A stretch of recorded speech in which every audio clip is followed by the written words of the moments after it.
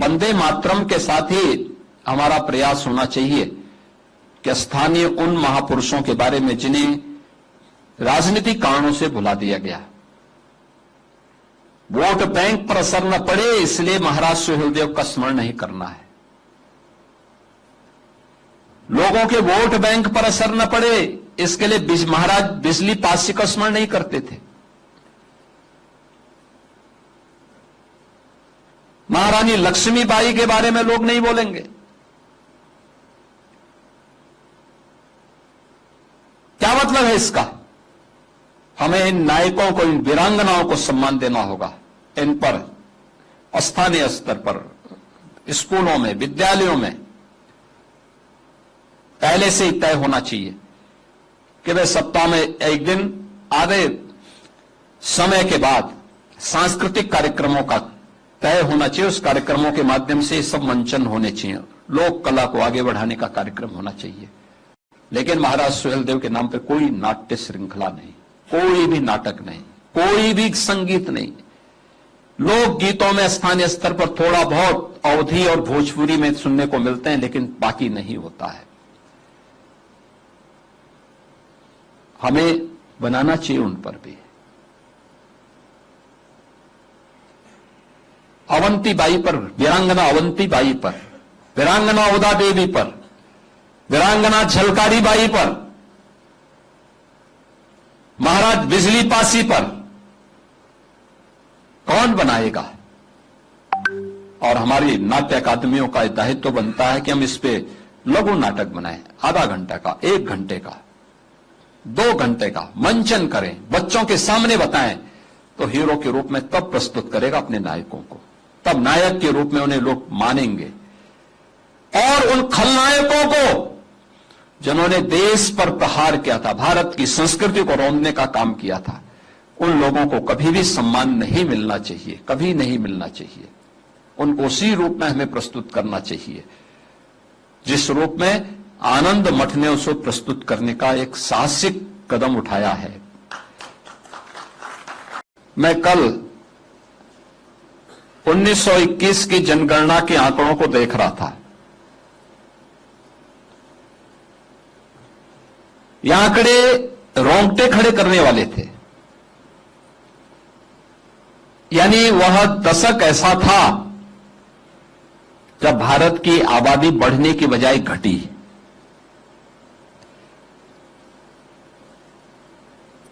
एक अनुमान के अनुसार उस अकाल में और स्पेनिश फ्लू के कारण 3 करोड़ से अधिक लोग मरे थे।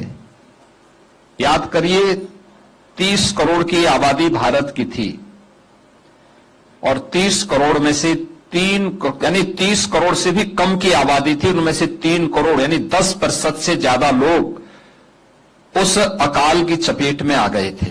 बृहत्तर भारत। लेकिन विदेशी हुकूमत के कानों में जूं नहीं रेंग रहा था। वह तब भी लगान ले रहा था, लूट कर रहा था और व्यापक अत्याचार का शिकार यहां के नागरिकों को बना रहा था। कोरोना जैसी महामारी पूरी दुनिया इसकी चपेट में आई थी और उस दौरान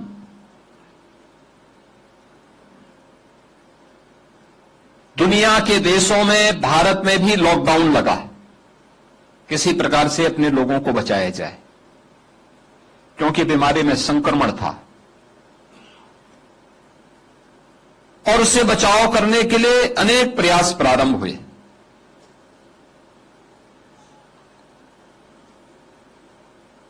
याद करिए, प्रवासी कामगार और श्रमिक अपने घरों की तरफ आए, हम लोग खड़े हुए, हम लोगों ने वाहन लगाए, उन्हें क्वारंटीन सेंटर में भेजा, उनके लिए भोजन की व्यवस्था की, फिर उनके घर तक पहुंचा करके 1 महीने का राशन भी उनके तक पहुंचाने के साथ ही उन्हें परमानेंट राशन कार्ड भी उपलब्ध करवाया। अपनी सरकार होती है, सरकार में संवेदना होती है, तो सरकार फ्रंट फुट पर आकर के बीमारी से लड़ती है। और बीमारी से लड़ती ही नहीं है, बल्कि लड़ते लड़ते उस बीमारी को भगा भी देती है। आपने कोरोना में प्रधानमंत्री मोदी जी के द्वारा विकसित कराए गए उनके मार्गदर्शन में 2 वैक्सीन दुनिया के लिए एक नजीर है कि कैसे सरकार जब संवेदनाओं से भरपूर होती है तो अपने नागरिकों के हितों की रक्षा करती है। जब विदेशी हुकूमत होती है, संवेदन शून्य सरकार होती है, तो वही दृश्य हम सबके सामने होता है जो आनंद मठ के इस बंकिम चंद्र चट्टोपाध्याय के इस उपन्यास के माध्यम से हमें तत्कालीन भारत में विदेशी हुकूमत में एक संवेदन शून्य सरकार की संवेदनहीनता के उस दृश्य को यह उपन्यास हम सबका ध्यान आकर्षित करता है। महाराज सुहेलदेव की प्रस्तुति को नाटक श्रृंखला के माध्यम से प्रस्तुत करें। 1000 वर्ष पहले जो शौर्य और जो पराक्रम महाराज सुहेलदेव ने दिखाया था और एक विदेशी आक्रांता जिसने सोमनाथ के मंदिर को बार बार तोड़ा, बार बार अपमानित किया, बार बार लूटा भारत को, उसको जिस महापराक्रमी सम्राट महाराज सुहेलदेव ने रोका ही नहीं, बल्कि उसको जिस निर्ममता के साथ मारा था, 150 वर्षों तक भारत में कोई विदेशी आक्रांता हमला करने का दुस्साहस नहीं कर पाया था। लेकिन भारतीय समाज ने महाराज सुहेलदेव को भुला दिया। 1000 वर्ष के बाद आदरणीय प्रधानमंत्री जी की प्रेरणा से हमारी सरकार को यह गौरव प्राप्त हुआ कि हम महाराज सुहेलदेव का स्मारक उस स्थान पर बना सकें। आप आश्चर्य करेंगे, ये गुलामी नहीं तो क्या है? जिस स्थान पर महाराज सुहेलदेव ने सालार मसूद को मारा था, उस स्थान पर सालार मसूद का मेला तो लगता था, लेकिन महाराज सुहेलदेव का नहीं लगता था। भारत की संस्कृति को, भारत की सनातन परंपरा को बचाने के लिए जिस महाराज सुहेलदेव ने अपना योगदान दिया था, उनका कोई स्मरण ही नहीं करता था।